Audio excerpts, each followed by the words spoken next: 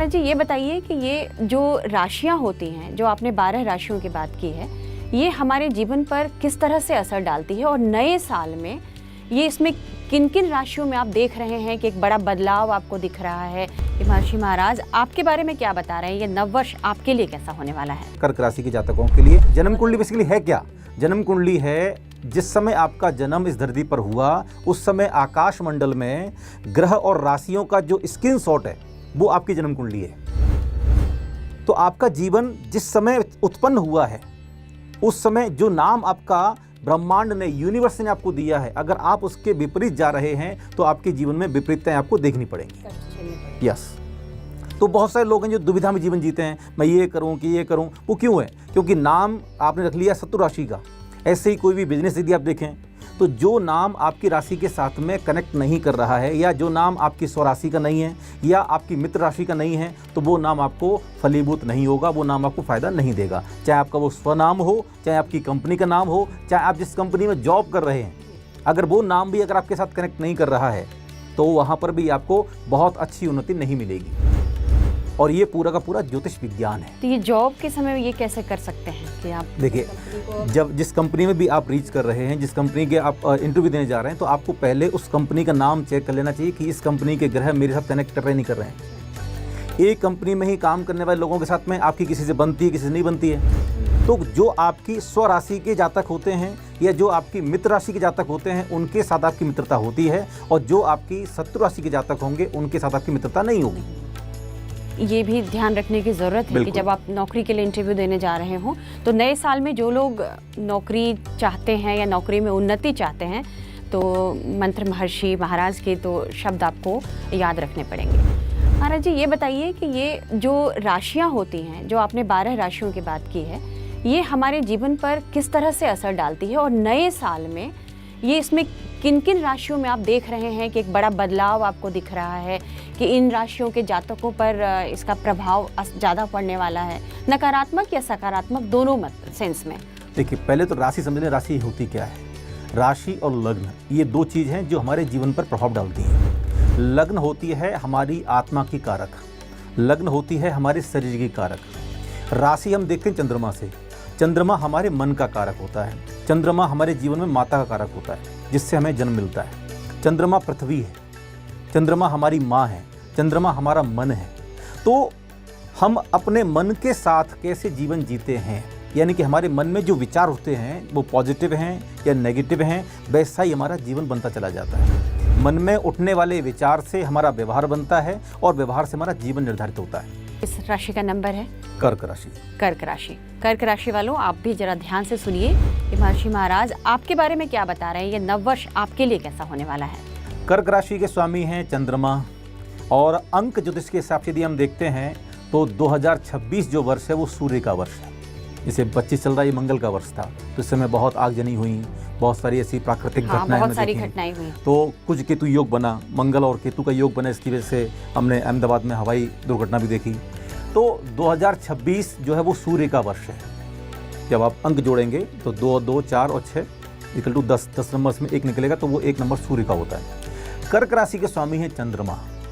बहुत सारी मानसिक दुर्भावनाओं के शिकार हो सकते हैं क्योंकि चंद्रमा मन का कारक है।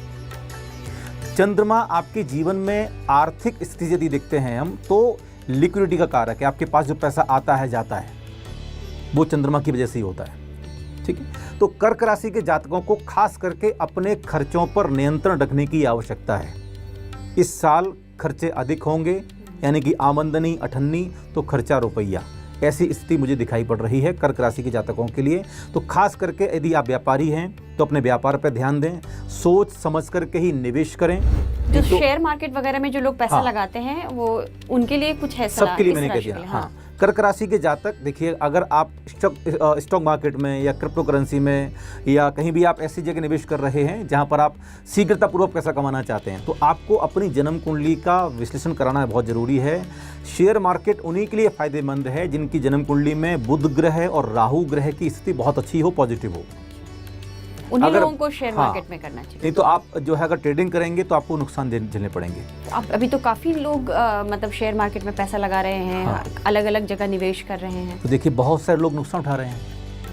अगर ये राहु राशियों की वजह से होता है। अगर राहु आपकी जन्म कुंडली में सकारात्मक नहीं है, राहु की पोजीशन अगर आपकी अच्छी नहीं है, तो आपको शेयर मार्केट, क्रिप्टो करेंसी या किसी भी ऐसे अन्य माध्यम से, सट्टा बाजार हो गया, लॉटरी मार्केट हो गई, वहां से आप पैसा नुकसान नहीं कमा झेलना पड़ सकते। सकता है। राहु है जो आपको एक ही रात में फर्श से अर्श तक ले जा सकता है। अभी कलयुग का जो मूल ग्रह है, स्वामित्व ग्रह, वो राहु के पास में है। तो राहु ही है जिसके पास में ऐसी चमत्कारिक पावर है, वो रहस्यमयी ग्रह है, इसलिए वो ग्रह है नहीं, वो छाया ग्रह। तो उसके पास ऐसी पावर है कि वो आपको रात एक ही रात में आपको करोड़पति बना सकता है और कंगाल भी बना सकता है। हाँ, कंगाल बना सकता है। वही है जो जीवन पलट सकता है एक तरीके से। तो जितने भी लोग एकदम से आपके नाम को, ख्याति को प्राप्त करते हैं, नेम फेम का होता है, उनके पीछे राहु का पूरा सपोर्ट होता है, जो एकदम से उदय में आते हैं। इसलिए राहु राशि को इतना नहीं, राहु ग्रह है। ग्रह को इतना हाँ, महत्व दिया जाता है। बिल्कुल। राहु और केतु ये दो ग्रह हैं जो जन्म कुंडली में जहां बैठ जाएं वहीं अपना प्रभाव जरूर कर देते हैं। राहु यदि सूर्य के साथ बैठ जाए तो सूर्य ग्रहण हो जाता है। राहु यदि चंद्रमा के साथ बैठ जाए तो चंद्र ग्रहण हो जाता है। ऐसे लोगों को रात में नींद नहीं आती, ओवरथिंकिंग के शिकार हो जाते हैं, डिप्रेशन, माइग्रेन, ऐसी तमाम बीमारियां होती हैं। तो हमने ऐसे बहुत सारे लोगों की कुंडली देखी जो मानसिक बीमारी शिकार थे, उनकी जन्म कुंडली में चंद्र ग्रहण था। चंद्रमा और राहु की यदि युति है तो ऐसा व्यक्ति कई बार आत्महत्या तक के प्रयास कर लेता है, क्योंकि मानसिक रूप से बहुत परेशान होता है, कमजोर हो जाता है, Yes. परेशान हो जाता है। तो जब आकाश मंडल में देखते हैं चंद्रमा राहु, चंद्र ग्रहण क्यों होता है? राहु बीच में आ गया, चंद्र ग्रहण हो गया, सूर्य ग्रहण हो गया, क्योंकि सूर्य के बीच में राहु आ गया। तो राहु ऐसा एक ग्रह है कि वो किसी के साथ बैठ जाए तो वो अपना नेगेटिव प्रभाव देना शुरू कर देता है। तो यदि- इस राशि के लिए मंत्र क्या हाँ, है? कर्क राशि के जातकों को अपने खर्चों पर नियंत्रण रखने की आवश्यकता है। पारिवार जीवन बहुत अच्छा है, दाम्पत्य जीवन में कोई दिक्कत नहीं है, मानसिक संतुलन बना के रखोगे तो सब ठीक रहेगा। खर्चों की वजह से अपने मन को परेशान नहीं करना है। खर्चे होंगे, करिए, और खास करके हॉस्पिटलाइज होना, अस्पताल के खर्चे, दवाइयों के खर्चे आपके जीवन में ज़्यादा हो सकते हैं 2026 में। तो आपको सात्विक भोजन करना है। अपने परिवार के लोगों को भी आपको ध्यान रखना है कि उनकी हेल्थ ठीक रहे, तो सात्विक भोजन कीजिए। व्यर्थ का जंक फूड, फास्ट फूड मत खाइए, बाजार जो भोजन बनता मत खाइए।